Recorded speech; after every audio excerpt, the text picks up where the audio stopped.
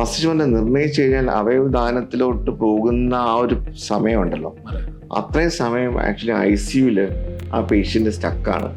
അപ്പോൾ ആശുപത്രി സംബന്ധിച്ചോളം ഒരു ബെഡ് അവിടെ ഓക്കുപ്പൈഡ് ആണ്. ചിലപ്പോൾ ഈ റിട്രീവൽ പ്രോസസ്സ് ചിലപ്പോൾ 24 മുതൽ 48 മണിക്കൂർ എടുക്കും. കാരണം മറ്റുള്ള രോഗികളെല്ലാം കണ്ടെത്തണം. നമ്മൾ ഹാർട്ടിൻ്റെ രോഗിയെ കണ്ടെത്തണം, ലിവറിൻ്റെ രോഗിയെ കണ്ടെത്തണം, 2 കിഡ്നി രോഗിയെ കണ്ടെത്തണം, ചിലപ്പോൾ ലങ്സിൻ്റെ ഇടയ്ക്ക് കണ്ടെത്തണം. ഈ രോഗികളെ സ്വീകർത്താക്കളെ കണ്ടെത്താൻ ചിലപ്പോൾ പ്രക്രിയ കുറച്ച് നീണ്ടുപോകും.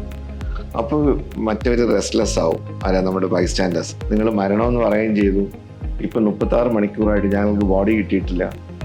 അപ്പോൾ ആശുപത്രികൾ വിചാരിക്കും, ഈ വലിയ തലവേദനയൊക്കെ എന്തിനാണ് നമ്മൾ എടുക്കുന്നത്, നമ്മൾ മസ്തിഷ്കമെന്നൊന്നും പറയണ്ട, നാച്ചുറൽ ഡെത്ത് എന്ന് പറഞ്ഞ് അവർക്ക് അങ്ങ് കൊടുക്കാം.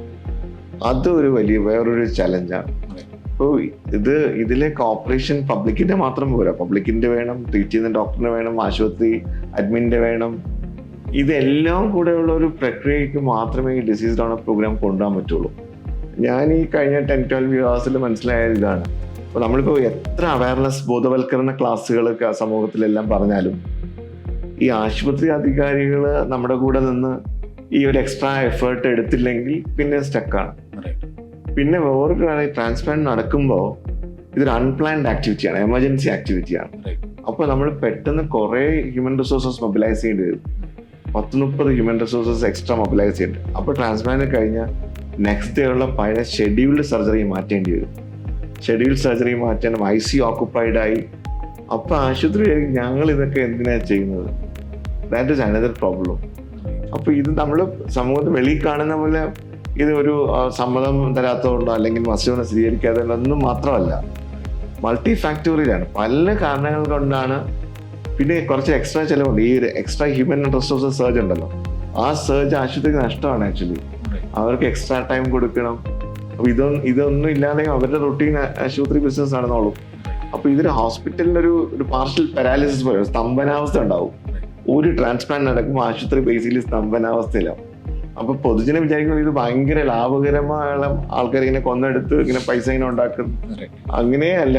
ഇത് ആക്ച്വലി ആ ചെയ്യുന്ന ആശുപത്രിക്ക് എക്സ്ട്രാ നഷ്ടമാണ്. പക്ഷെ ഈ ഒരു ഓർഗൻ ട്രാൻസ്പ്ലാന്റ് ഒരു ആശുപത്രിയുടെ നിലവാരത്തിനൊരു മാർക്ക് കൂടെയാണ്, ഒരു ബെഞ്ച് മാർക്കിംഗ് ആണ്. ഞങ്ങൾ ഓർഗൻ ട്രാൻസ്പ്ലാന്റ് സെന്റർ ആണ്, ലിവിങ് ഡോണർ ചെയ്യുന്നുണ്ട്, ഡിസീസ് ഡോണർ ചെയ്യുന്നുണ്ട്. ആ ഒരു ബെഞ്ച് മാർക്കിങ്ങിന് വേണ്ടിയാണ് ഇപ്പൊ ചെയ്യുന്ന ആശുപത്രികളും ചെയ്യുന്നത്. വളരെ കുറച്ച് ആശുപത്രികൾ ചെയ്യുന്നുള്ളൂ. കേരളത്തിൽ ആകെ കൂടെ 3-4 ആശുപത്രികൾ മസ്തിഷ്കം നിർണ്ണയിച്ച് ട്രാൻസ്പ്ലാന്റിലോട്ട് പോകുന്നു. ബാക്കി ആരും ചെയ്യുന്നില്ല. പക്ഷെ കേരളത്തിൽ 1000 കിഡ്നി ട്രാൻസ്പ്ലാന്റ്സ് ആണ് ഒരു വർഷം നടക്കുന്നത്. എല്ലാം ലിവിങ് ഡോണർ എന്നാണ്. ലോകത്തെല്ലായിടത്തും 50% മസ്തിഷ്കമനാന്തര അവയവദാനത്തിനായിരിക്കും, 50% ലിവിങ് ആയിരിക്കും. ഇവിടെ 99.9% living donor, putting another 99% patient at risk for future kidney disease. ഇതാണ് ഒരു സൈക്കിളാണ്. നമുക്ക് ആ സൈക്കിൾ ബ്രേക്ക് ചെയ്തേ പറ്റുള്ളൂ.